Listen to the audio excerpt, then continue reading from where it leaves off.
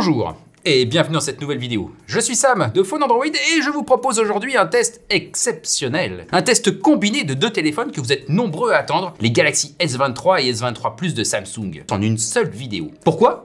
Parce qu'ils se ressemblent quand même beaucoup. Le Galaxy S23 Plus est au Galaxy S23 ce que l'iPhone 14 Plus est au iPhone 14. Une version qui a mangé plus de soupe quand il était petit. Un peu comme Joe et Avril. Si vous avez cette référence, on se retrouve en commentaire comme d'habitude. Nous avons donc sur la table le Galaxy S23 standard. Il se décline en 4 coloris. Le noir, le vert, une très belle version verte d'ailleurs, un crème que vous avez pu voir avec le Galaxy S23 Ultra de pierre et aussi lavande que vous avez ici. Le S23 et le S23 Plus sont d'ores et déjà en vente dans toutes les bonnes crèmeries et ils se déclinent chacun en 2 versions. Ils sont vendus à partir de 950 € pour le petit et 1219 € pour le grand. Ce sont des prix en forte augmentation. Au moins 100 € d'écart pour le S23 standard et au moins 110 € pour le S23 Plus. Attention, cette différence de prix est calculée à partir de versions comparables avec le même volume de stockage. Le S22 Plus notamment était proposé en 128 et 256 Go. Le S23 Plus se décline en 256 et 512 Go. Nous avons donc comparé le prix des versions 256 Go. Vous noterez d'ailleurs qu'en supprimant le palier à 128 Go, le S23 Plus est bien moins abordable que son prédécesseur dont le prix de départ dépassait très légèrement les 1000 € seulement. Qu'est-ce qui justifie cette hausse? D'abord, l'augmentation des coûts, bien sûr. Le fait qu'Apple a aussi augmenté sa grille tarifaire. Alors, pourquoi laisser la firme américaine augmenter ses marges? Le géant coréen aussi veut en croquer, évidemment. Bon, évidemment, il y a aussi quelques changements techniques qui justifient cette augmentation. Avant de démarrer, encore un petit rappel des gestes qui sauvent. Le pouce vers le haut, l'abonnement et la clochette pour ne rater aucun autre rendez-vous. Ces gestes sont importants pour que nous puissions faire grandir cette chaîne. Merci d'avance. Et maintenant, place au S23 et S23 Plus. Entrons dans le vif du sujet avec le design du smartphone. Nous ne ferons pas d'unboxing pour ces deux téléphones puisqu'il n'y a rien d'autre qu'un câble USB dans la boîte. Cela ne veut pas dire que nous trouvons cela normal que Samsung n'offre pas une expérience complète avec ses téléphones vendus 1000 € ou plus. Mais il est devenu inutile de perdre du temps sur ce détail. Revenons donc à nos moutons. Vous découvrez ici le S23, doté d'un nouveau design qui se veut être dans la continuité des S21 et S22, tout en se différenciant un petit peu quand même. Là, vous avez le S22 Plus. Des S21 et S22, ces S23 gardent les tranches métalliques très légèrement incurvées où les éléments techniques sont placés de façon très classique. L'aluminium est le même que celui des S22. Il est plus résistant que celui du S21. À l'avant, il conserve aussi le grand écran plat avec les coins arrondis, ornés d'un poinçon central pour le capteur selfie. L'écouteur téléphonique est extrêmement bien caché entre l'écran et le contour métallique. L'écouteur est quasi invisible. C'est assez impressionnant. Samsung ne prend pas de risque ici. Dernier détail, les S23 résistent évidemment à l'eau, à la poussière. Ils sont certifiés IP68. À l'arrière, les S23 et S23 Plus se rapprochent visuellement des modèles Ultra. Fini le module photo métallique à l'arrière qui venait déborder sur les tranches, comme ici. Désormais, les objectifs sont séparés les uns des autres, même s'ils sont toujours alignés verticalement. Ils sont très légèrement protubérants, mais c'est suffisant pour que le téléphone soit bancal quand il est posé sur une table. À l'arrière et à l'avant, vous retrouvez du Gorilla Victus 2. C'est très bien. L'effet glacé est très agréable à regarder et à toucher. En plus, il ne garde pas les traces de doigts dans cette version lavande. Il en garde un peu plus dans la version noire, avouons-le. Au final, j'aime bien ce design. Il n'est pas fou comme le Nothing Phone, évidemment. Il n'est pas disruptif comme les Pixels, mais il fonctionne très bien. Regardons maintenant en façade et étudions l'écran.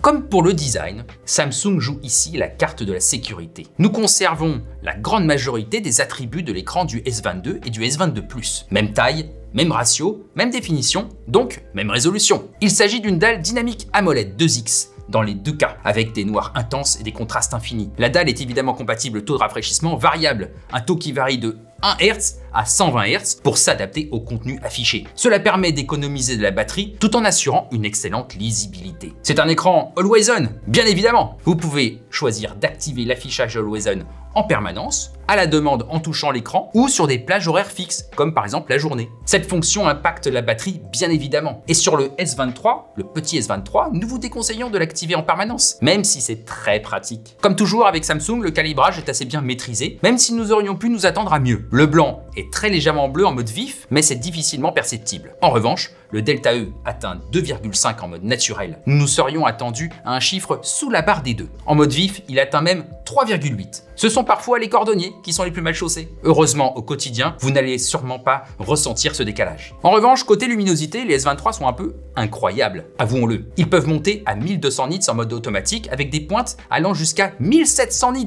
Et en mode manuel, la luminosité monte entre 400 et 450 nits en mode naturel et 500 et 550 nits en mode vif. Dit comme ça, ce n'est pas dingue, mais vous pouvez dépasser la limite et atteindre une moyenne de 500 à 600 nits, respectivement en mode naturel et mode vif. Et si ça ne suffit pas, vous avez aussi l'option luminosité supplémentaire qui permet d'atteindre 800 nits en mode naturel et 1000 nits en mode vif. En mode manuel. C'est assez incroyable. Bon, bien sûr, cela va vider votre batterie, donc il faut l'utiliser avec parcimonie. Passons maintenant sous l'écran et parlons performance.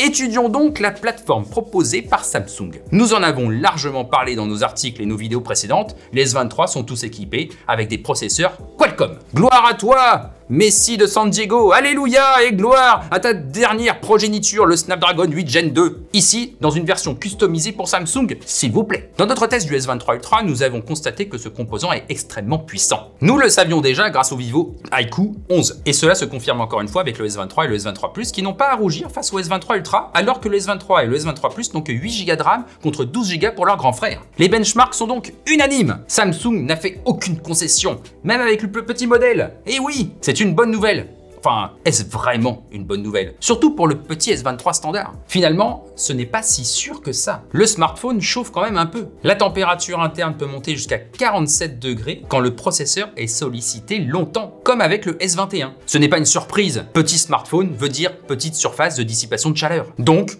ça va chauffer plus rapidement. Cela a deux conséquences. La stabilité est moyenne, elle varie de 60 à 70%. Et la consommation d'énergie est assez élevée. Et quand on a une petite batterie, on le paie rapidement. D'ailleurs, regardons ça tout de suite avec la partie autonomie.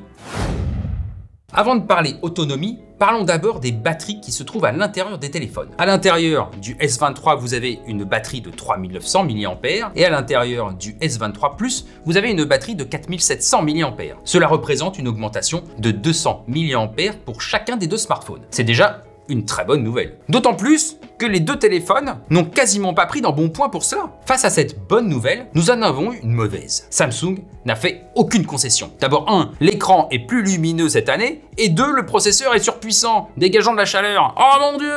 Nous avons beaucoup craché sur les Exynos, mais le fait est que dans certains cas, ils géraient mieux l'énergie que les Snapdragon haut de gamme. Avec l'arrivée du 8 Gen 2, nous avons donc craint que l'autonomie du S23 et du S23 Plus baisse drastiquement. Et bonne surprise, ce n'est pas le cas. Du moins, pas toujours. Dans les usages du quotidien, mail, surf, streaming, réseaux sociaux, etc., vous avez une autonomie qui atteint les 2 jours avec le S23 Plus et qui tend vers les 2 jours avec le S23 standard. Et c'est déjà très bien. Le Snapdragon adapte intelligemment sa consommation d'énergie. Bien sûr, cela dépend des usages, mais aussi de certains paramètres. Luminosité, profil de performance, Always On, profil colorimétrique, etc., etc. Pour les joueurs, hélas, c'est beaucoup moins bon. Le S23 perd entre 11 et 17% de batterie durant un stress test de 20 minutes, soit 14% en moyenne. Cela représente une autonomie de 2 heures et 20 minutes de jeu environ. C'est moins bien que le S22 sous Exynos. C'est moins bien que le S21 aussi. Ah, ça c'est moche. Avec Genshin Impact, vous avez une autonomie de 4 à 5 heures environ avec les graphismes par défaut, c'est-à-dire moyen, et le profil de jeu optimisé, c'est-à-dire équilibré. L'autonomie baisse à 3 heures avec Genshin Impact avec les graphismes au maximum et le profil de jeu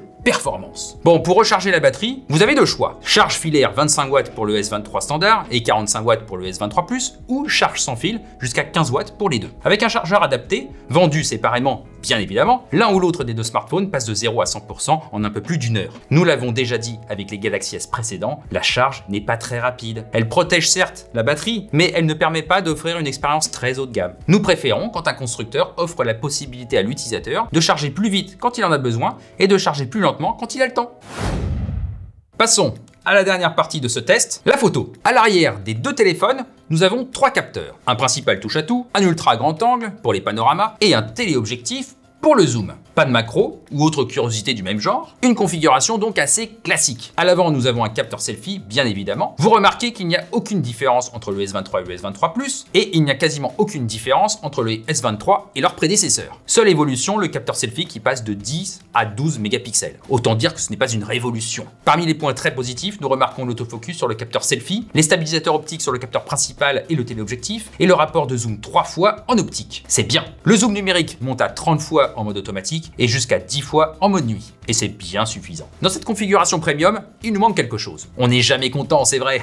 Alors, qu'est-ce que Samsung a oublié cette fois-ci? C'est l'autofocus sur l'ultra grand angle pour avoir un bon mode macro. Heureusement, il est possible d'obtenir à peu près la même chose avec le zoom optique. Donc ça va. À l'usage, les S23 et S23 Plus font de belles photos en journée quand les conditions sont bonnes. Le résultat est assez naturel, les couleurs sont vibrantes mais pas artificielles, il y a de bonnes textures, il y a de nombreux détails, le piqué est excellent et l'autofocus est plutôt rapide. Les panoramas sont de bonne qualité avec une bonne gestion des distorsions. Les photos produites avec le téléobjectif sont également de bonne qualité. Jusqu'au zoom 20 fois, c'est très propre en journée et même le zoom 30 fois est exploitable même si quelques détails sont un peu perdus. Et cela grâce à un bon stabilisateur. Les portraits sont bons avec un beau détourage et un flou élégant. Notez que vous pouvez les réaliser aussi bien avec le capteur principal ou le capteur zoom optique pour des résultats corrects dans les deux cas. Nous sommes un peu déçus par la gestion de la lumière en général avec le capteur principal. Les contre-jours sont parfois trop sombres et l'équilibre n'est pas toujours aussi bien maîtrisé qu'avec le S23 Ultra. Aucun capteur n'est épargné par ce problème de gestion de la lumière. Le grand angle va dans les extrêmes, parfois grillé, parfois trop sombre, et le capteur zoom optique est régulièrement un peu terne. La gestion de la lumière et de l'équilibre est un point faible sur tous les capteurs et le problème se retrouve aussi en vidéo, bien évidemment. Étrangement, le problème n'est pas aussi accentué la nuit. En soirée, les S23 proposent de beaux clichés avec de belles couleurs, de la netteté, du piqué et parfois même du contraste. Le mode nuit peut vous aider ici à améliorer ce défaut. Le nouveau capteur selfie est une bonne surprise. Non seulement les photos sont nettes grâce à l'autofocus, mais elles sont également très naturelles. Le piqué est excellent, les détails sont nombreux et il y a un bon équilibre, que ce soit le jour ou la nuit. Dernière remarque générale sur la photo, nous avons pu constater un temps d'attente entre l'ouverture d'une photo pour la première fois et son affichage final. Et cela à cause du nombre incroyable de traitements réalisés par le Snapdragon 8 Gen 2.